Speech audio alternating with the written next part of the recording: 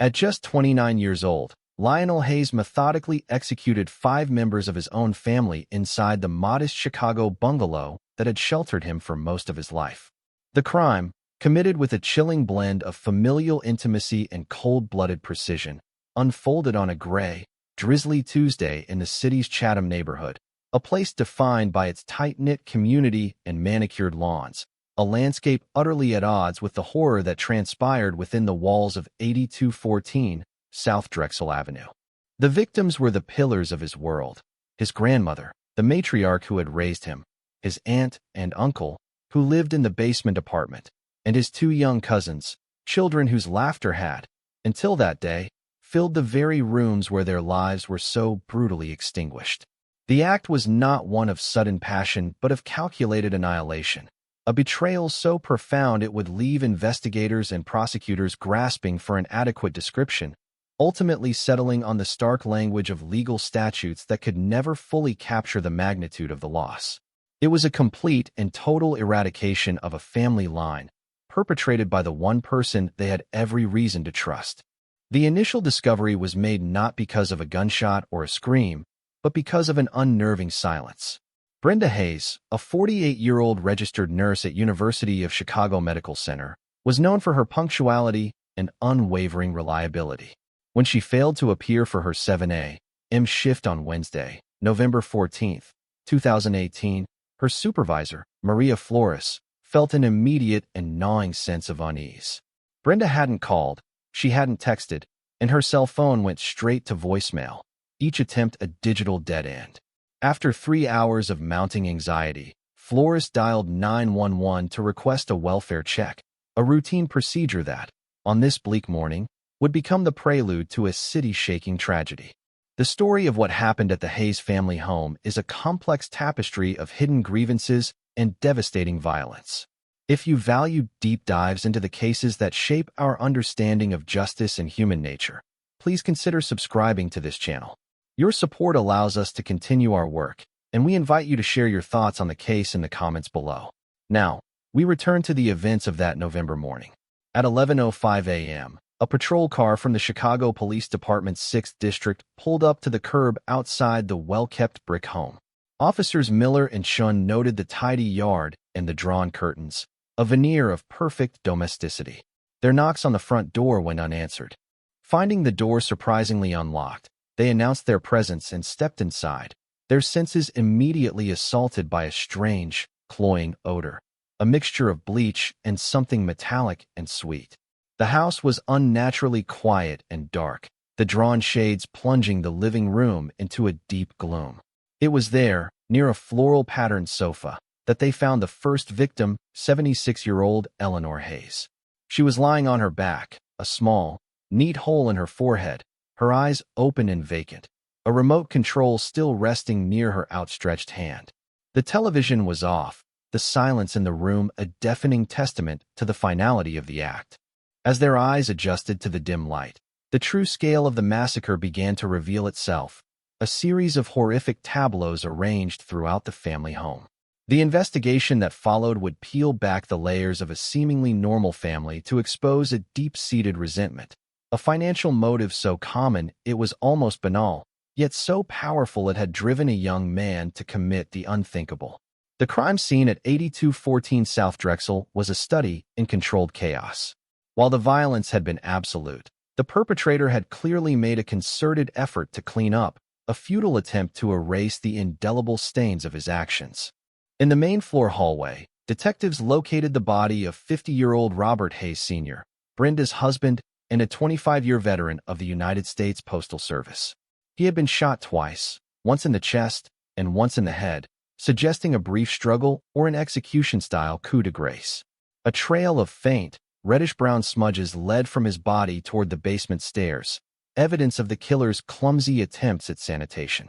Down in the basement apartment, which Brenda and Robert had lovingly renovated into their own private sanctuary, the horror intensified. Brenda Hayes was found in her bedroom, positioned on the edge of her bed as if she had been sitting up when she was attacked. She, too, had been shot in the head. The most heart-wrenching discovery, however, was in the adjacent bedroom. 9-year-old Jasmine and her 12-year-old brother, Robert Jr., known to everyone as RJ, were in their twin beds. Both had been shot a single time as they slept, their small bodies tucked under cartoon character comforters. The scene was so still, so devoid of struggle, that investigators concluded they likely never knew what happened. The killer had moved through the house with an unnerving familiarity, a phantom of death gliding through the spaces of life, extinguishing 5 souls with methodical efficiency. The Cook County Medical Examiner's preliminary report would later confirm that all 5 victims died from gunshot wounds inflicted by a .22 caliber firearm, a small caliber weapon whose quiet report might not have even been noticed by neighbors on a rainy night. The lack of forced entry, the intimate nature of the killings, and the targeted precision immediately told lead detective David O'Malley of the CPD Homicide Division that this was not a random home invasion. The killer was someone the family knew, someone they trusted enough to let into their home, or someone who already possessed a key. The list of individuals who fit that description was tragically short. At the top of it was the sole surviving resident of the house, Eleanor's grandson, Lionel Hayes. When detectives first made contact with Lionel, he was at his part-time job at a logistics warehouse on the city's west side. They informed him there had been a serious incident at his home and that he needed to come with them. Detective O'Malley observed his reaction closely. Lionel's face crumpled. He asked what was wrong, his voice thick with what appeared to be genuine panic. He willingly accompanied them to Area 2 headquarters for an interview, presenting himself as a grief-stricken survivor, desperate for answers. He explained that he had spent the previous night, Tuesday, at his girlfriend's apartment in the suburb of Oak Lawn, a detail he offered up without prompting. He claimed he had last spoken to his grandmother around 8 p.m. on Tuesday evening, a brief call to say he wouldn't be home that night. He provided his girlfriend's name, Latoya Williams, and her address, encouraging detectives to verify his story. He appeared cooperative, his narrative smooth and plausible. But to the seasoned investigators in the room, his composure was just a little too perfect, his grief a little too performative. There was an absence of the frantic, disjointed panic they expected from someone who had just learned their entire family had been wiped out. He shed tears, but they seemed to O'Malley to be tears of self-pity, not of loss. The humanization of the victims became a critical focus for both the prosecution and the narrative of the case itself, a necessary counterweight to the sterile details of the investigation. Eleanor Hayes was the family's anchor, a woman who had worked for decades as a lunch lady in the Chicago public school system and who, upon retiring, dedicated her life to her church and her grandchildren. Neighbors remembered her sitting on the front porch on summer evenings, offering a kind word to everyone who passed. Brenda was the family's caretaker, a compassionate nurse who spent her days tending to the sick and her evenings planning family gatherings. She was the organizer, the one who remembered every birthday and anniversary. Her husband, Robert Sr., was a quiet, steady presence, a man who loved fishing on Lake Michigan and coaching his son's Little League team. He was just 2 years away from retirement, a future he and Brenda had meticulously planned. The children, RJ and Jasmine, were the light of the house. RJ was a burgeoning artist, his drawings of superheroes and fantasy creatures taped to the refrigerator door. He was a sensitive and thoughtful boy who excelled in science. Jasmine was a bundle of energy, a talented gymnast who dreamed of going to the Olympics. She was known for her infectious giggle and her habit of leaving a trail of glitter wherever she went. They were not just bodies at a crime scene. They were a family, full of life, love, and future promise, all of it erased for a motive that would prove to be as petty as it was evil. While Lionel Hayes maintained his alibi under questioning, a separate team of detectives was already working to dismantle it. The first thread they pulled was his cell phone. A court-authorized emergency ping of his device revealed a startling discrepancy. While Lionel claimed to have been in Oak Lawn all night, his cell phone's location data showed it connecting to a cell tower at 85th and Cottage Grove Avenue at 2:17 a.m. on Wednesday morning. This tower's signal radius directly covered the Chatham neighborhood and, specifically, the block where the Hayes family home was located.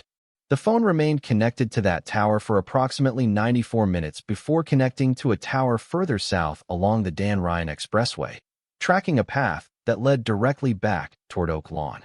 This digital footprint placed him squarely at the scene of the crime during the estimated time of the murders. The second thread was financial. A deep dive into Lionel's bank records uncovered a young man living far beyond his means. Despite his modest income from the warehouse job, he had a taste for expensive designer clothing, high-end electronics, and frequent nights out. His bank account was consistently overdrawn, and he was deeply in debt to several high-interest payday loan companies. Detectives then discovered the motive. Eleanor Hayes had recently taken out a reverse mortgage on the Drexel Avenue home to supplement her fixed income. More importantly, she had a life insurance policy worth $150,000, for which Lionel was the sole beneficiary. He had been pressuring his grandmother for months for money, arguments that neighbors later reported hearing through the thin walls of the brick bungalows. Eleanor, wary of his spending habits, had consistently refused his larger requests. The life insurance policy, detectives theorized, represented a final, bloody solution to his financial desperation. The most damning piece of evidence, however, came from a receipt found in the console of Lionel's 2012 Nissan Altima, which was parked outside his girlfriend's apartment. The receipt was from a hardware store in Crestwood, a suburb adjacent to Oak Lawn. It was time-stamped at 9:42 p.m. on Tuesday, the night of the murders. On it were 3 items: a pack of industrial-grade zip ties, a pair of heavy-duty latex gloves, and a single gallon of concentrated bleach. The items formed a horrifying kit, a premeditated shopping list for a killer. When detectives interviewed the cashier who had handled the transaction, he recalled the customer, noting his agitated demeanor and the fact that he paid in cash. When shown a photo lineup, the cashier confidently identified Lionel Hayes as the man who had purchased the items. The zip ties were particularly chilling. While none of the victims had been bound, crime scene technicians found several unused zip ties in a trash can in the alley behind the house, along with the empty bleach bottle and a pair of bleach-stained jeans that matched Lionel's size. The original plan, it seemed, may have been even more sadistic, but for some reason, the killer had opted for the swift finality of the firearm. The forensic evidence began to lock the case into place. Ballistics experts from the Illinois State Police Crime Lab confirmed that all the bullets recovered from the victims and the scene were fired from the same .22 caliber weapon. The firearm itself was never found.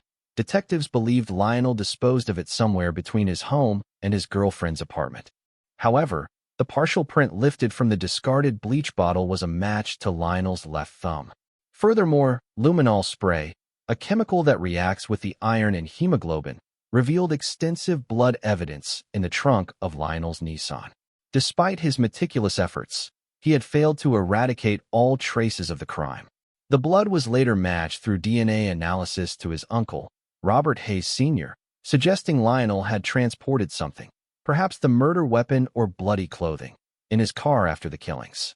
Armed with the cell phone data, the hardware store receipt, the witness identification, the partial fingerprint, and the DNA evidence, detectives brought Lionel Hayes back in for a second interview, 48 hours after the discovery of his family. This time, the tenor of the conversation was different. There were no more gentle questions or expressions of sympathy. Detective O'Malley and his partner laid out the evidence piece by piece on the cold, metal table of the interrogation room: the cell tower maps, the store receipt, the photo of the cashier, the fingerprint report, the preliminary DNA findings. They methodically deconstructed his alibi, exposing every lie with a mountain of incontrovertible facts. For hours, Lionel clung to his story, his denials becoming increasingly frantic and illogical. He suggested his phone must have been cloned. He claimed he had bought the bleach and gloves for his girlfriend to clean her apartment. He had no explanation for the blood in his trunk. O'Malley watched as the suspect's psychological defenses crumbled under the weight of the evidence.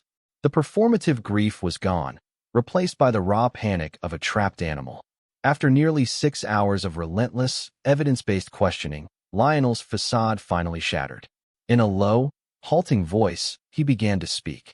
He admitted to the killings, but he attempted to frame them as an accident that had spiraled out of control. He claimed he went to the house to once again ask his grandmother for money and brought the gun only to intimidate her. He said she refused and threatened to write him out of her will entirely. In his telling, the gun just went off, panicked. He then moved through the house, eliminating witnesses. He said he killed his uncle when he came upstairs to investigate the noise, then went to the basement to kill his aunt. He claimed he didn't even remember killing the children, describing it as a blur, a fog of adrenaline and fear.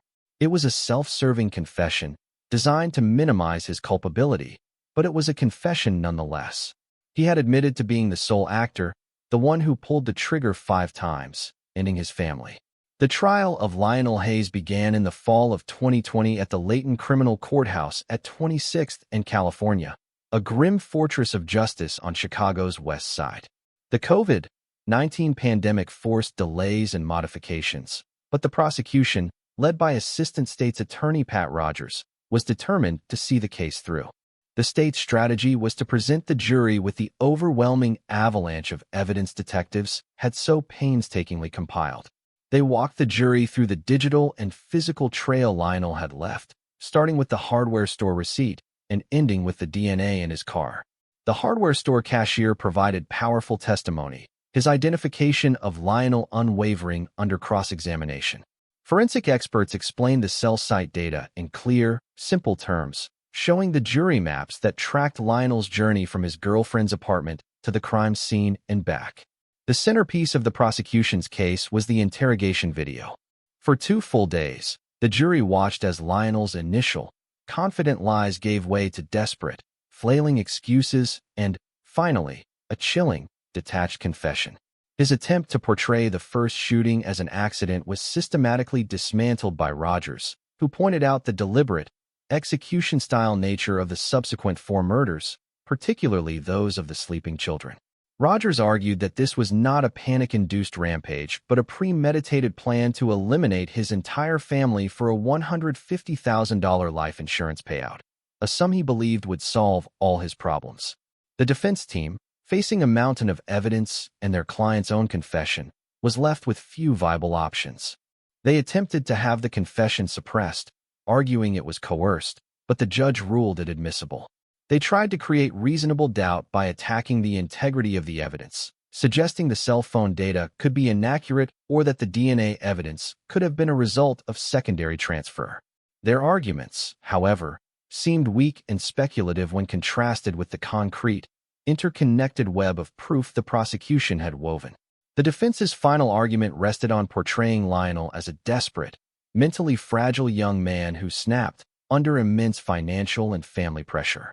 They did not call Lionel to the stand, knowing that a cross-examination by the prosecution would be devastating. Instead, they relied on trying to evoke sympathy from the jury, a tactic that proved profoundly unsuccessful. After a 3-week trial, the jury of 7 women and 5 men deliberated for just under 4 hours.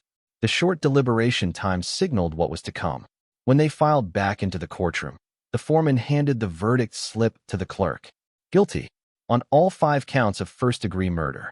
Lionel Hayes stood motionless, his face a blank mask as the verdicts were read aloud, one for each family member he had killed.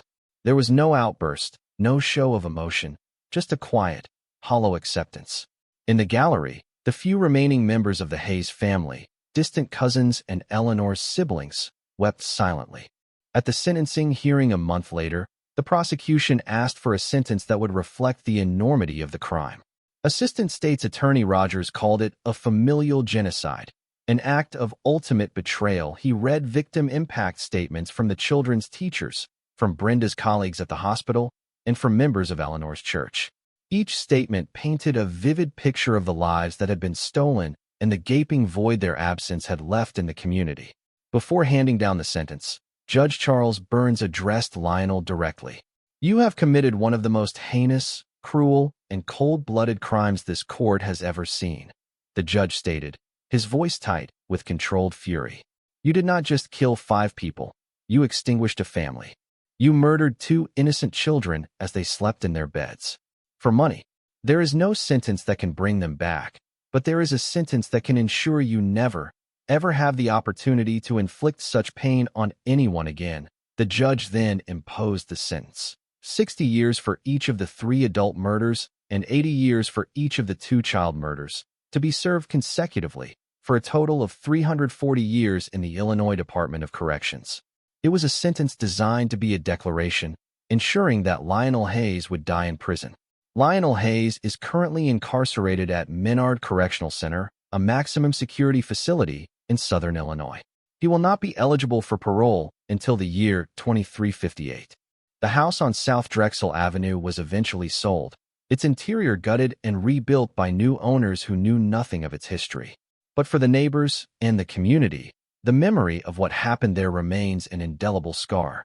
The case serves as a chilling reminder of the darkness that can lurk beneath the surface of a seemingly normal family, and of how grievances over something as mundane as money can fester into an evil that defies all comprehension. The legacies of Eleanor, Brenda, Robert, RJ, and Jasmine live on in the memories of those who love them, their lives defined not by their tragic end, but by the love and light they brought into the world during their time in it. The 340-year sentence provides a legal finality, but for the community and the very concept of family, the wound is irreversible.